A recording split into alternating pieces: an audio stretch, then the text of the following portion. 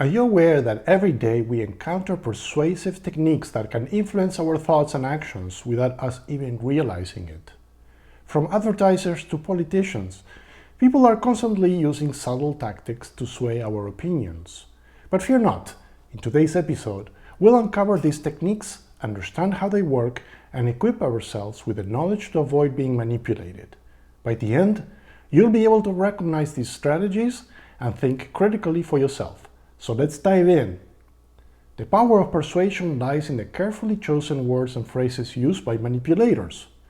They understand the impact of language, both in its dictionary-defined meaning and its implied connotation. By examining the following 3 subtle persuasion techniques, we'll unveil the tricks hidden behind their words and learn how to protect ourselves from their influence. Let's get started. One common technique manipulators employ is replacing negative or disagreeable expressions with gentler or more positive ones. This technique, known as euphemism, can soften the impact of the message and make it more appealing. We all use euphemisms occasionally, but it's important to recognize when they're being used to manipulate us. For example, consider different ways to describe someone who is overweight. While the term fat is neutral, it can carry negative connotations. Manipulators may use alternative terms like plus size, curvy, or big boned to make sound more positive. So imagine you're browsing through online clothing stores and come across a section labeled plus size fashion. You appreciate that the term plus size is used to embrace body diversity and promote inclusivity. However, you notice another store that labels the same section as big and beautiful. While the intention may be positive, this euphemism can inadvertently perpetuate stereotypes by associating larger body size with being big, rather than simply accepting different body types. The choice of words influences how we perceive and embrace body shapes with positivity.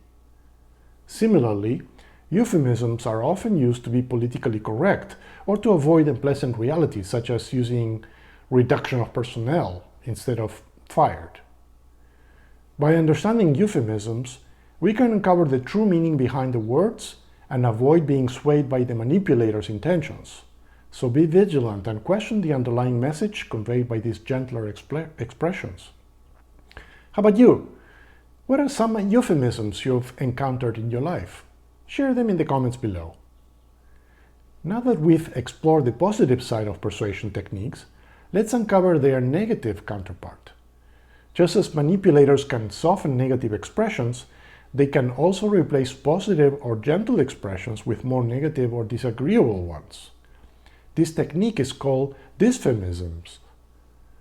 By using harsher terms, manipulators can deceive, confuse, or create negative perception of a person, idea, or product.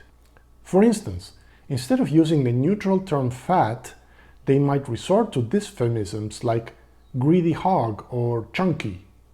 Dysphemisms can be used to spin an idea or product as good or desirable when it may be the opposite.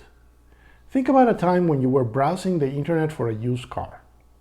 You find 2 listings for the same vehicle, but they are described differently. One ad refers to the car as pre-owned, emphasizing its excellent condition and implying that it has been well taken care of. In contrast, the other ad uses the term used, which may evoke negative associations of wear and tear. The choice of language can shape our perception of the same product and affect our willingness to consider it as a viable option. To avoid falling into their trap, we need to be aware of dysphemisms and recognize when they are employed to conceal the truth or manipulate our perceptions. By seeing through their negative language, we regain the power to form our own opinions based on accurate information. Now that we've covered the power of language in persuasion, let's turn our attention to the third technique, biased questions. Manipulators often employ biased questions to elicit specific responses that align with their agenda. They carefully structure questions to pressure us into answering in a particular way, thus influencing our thoughts and actions.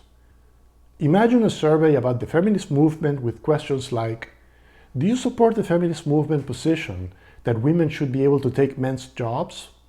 Or, Do you think the feminist movement should encourage women to work outside the home and neglect their children? These questions are biased, using negative terms and unfair associations to influence our responses. Alternatively, if the survey creators wanted to elicit yes answers, they might present a biased question like, do you support the feminist movement position that women should be able to add new perspectives and talent to the workforce? These biased questions steer us in a specific direction, making it challenging to answer fairly. Let me give you another example. Imagine attending a town hall meeting where a politician is discussing healthcare reform. During the Q&A session, an audience member asks, "Don't you think it's reckless to support a healthcare system that will burden taxpayers and lead to decreased quality of care?" The question is biased, using negative terms like reckless and assuming negative outcomes.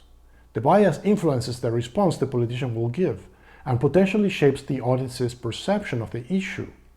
By recognizing biased questions, we can challenge their framing and seek unbiased information. To combat this, we must recognize biased questions and demand neutral phrasing that allows us to form our own unbiased opinion. By being alert to biased questions, we safeguard our critical thinking and maintain independence of thought.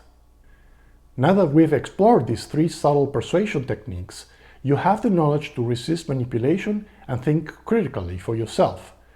Remember, language is a powerful tool used by manipulators to influence our thoughts and actions. By understanding euphemisms, dysphemisms, and biased questions, we can recognize when we are being manipulated and take control of our own beliefs. To recap, be wary of the gentler expressions hiding negative realities, question harsh language that may be concealing the truth, and identify biased questions designed to lead us in a specific direction. By doing so, we protect ourselves from manipulation and foster our ability to think critically. If you found this information helpful and want to learn more about various topics related to critical thinking, make sure to subscribe to our channel. This way, you'll be notified when we post new episodes to empower you with knowledge and critical thinking skills. As always, you can read about this and other thoughtful topics on the Thought Academy website. Thank you for watching, and remember to stay curious, stay informed, and think for yourself.